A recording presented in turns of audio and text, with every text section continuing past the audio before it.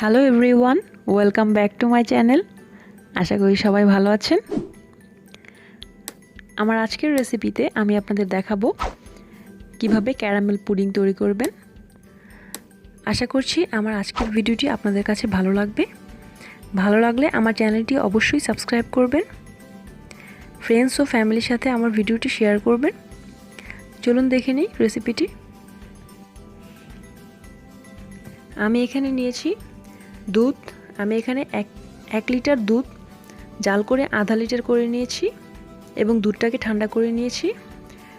4টা ডিম এবং নিয়েছি 1 কাপ চিনি। আমি এখানে চিনিটা অর্ধেকটা ক্যারামেলের জন্য ইউজ করব আর বাকি অর্ধেকটা ডিম এবং দুধের মিশ্রণের সাথে ইউজ করব। তো প্রথমে ক্যারামেলটা তৈরি করে নিচ্ছি। ক্যারামেলটা তৈরির জন্য আমি চুলায় একটা হাঁড়ি বসিয়ে নিয়েছি এবং এখন এর মধ্যে আমি অর্ধেকটা চিনি দিয়ে দিলাম এবং 1 টেবিল চামচ পরিমাণ পানি দিয়ে দিচ্ছি। এই পর্যায়ে চুলার আঁচটা একদম লোতে থাকতে হবে। ক্যারামেলটা তৈরি করার ক্ষেত্রে খেয়াল রাখতে হবে যাতে করে এক সাইডে পোড়া না লাগে, সেজন্য ঘন ঘন নাড়তে হবে।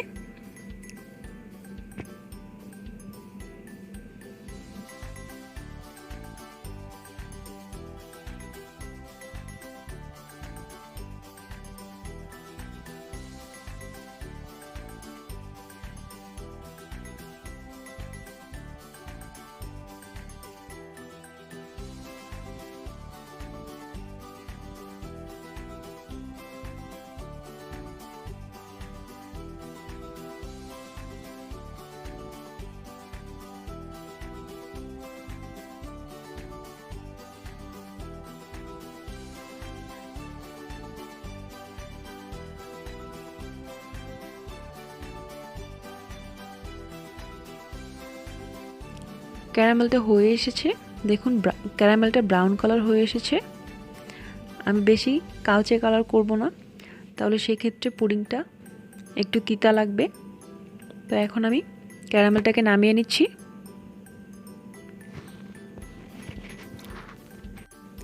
এখন আমি এখানে একটা পুডিংয়ের মোল্ড নিয়েছি, এর মধ্যে আমি ক্যারামেলটা ঢেলে দিচ্ছি।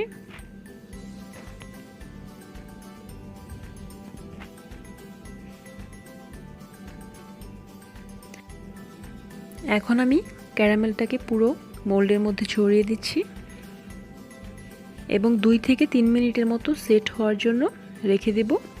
এরই মাঝে আমি দুধ, ডিম এবং চিনির মিশ্রণটি তৈরি করে নিচ্ছি। আমি এখানে একটা ব্লেন্ডারের জগে দুধ, ডিম এবং বাকি যে চিনিটা আছে সেটা ঢেলে নিচ্ছি।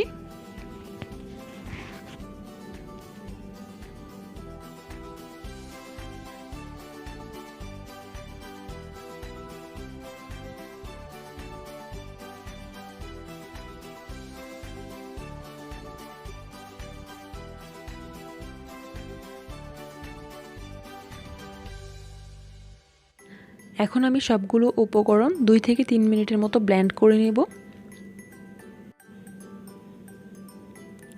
সবগুলো উপকরণ ব্লেন্ড করা হয়ে গিয়েছে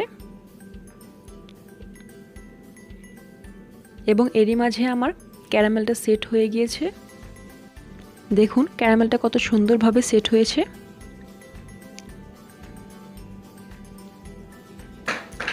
এখন আমি একটা ছাঁকনি নিয়ে ডিম, দুধ এবং চিনির মিশ্রণটা পুডিংয়ের মোল্ডে ঢেলে নিচ্ছি।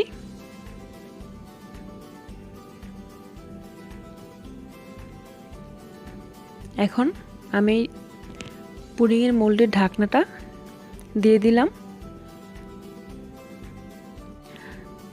এখন আমি চুলায় একটা সসপ্যান নিয়েছি এবং এর মধ্যে একটা স্ট্যান্ড দিয়ে দিচ্ছি। এই স্ট্যান্ডের উপর আমি পুডিংয়ের মোল্ডটাকে বসিয়ে নিচ্ছি। এখন আমি এই সসপ্যানের মধ্যে পানি দিয়ে দিব। খেয়াল রাখতে হবে পানিটা পুডিংয়ের মোল্ডের মাঝামাঝি দিতে হবে। এর বেশি দিলে পুডিংয়ের ভিতর পানি ঢুকে যাবে আর এর কম দিলে পুডিংটা ভালো করে স্টিম হবে না।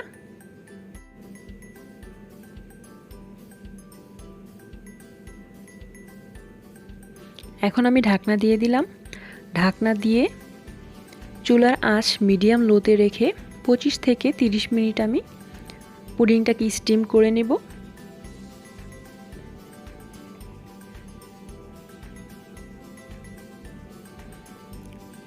পঁচিশ থেকে 30 মিনিট পর আমি ঢাকনাটা উঠিয়ে নিচ্ছি এবং পুডিংটাকে আমি নামিয়ে নিব।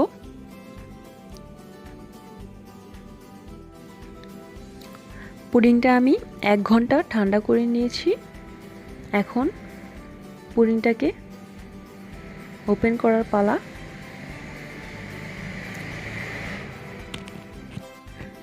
এখন আমি একটা ছুরির সাহায্যে পুডিংয়ের মোল্ড থেকে পুডিংটাকে ছাড়িয়ে নিচ্ছি চারপাশ থেকে।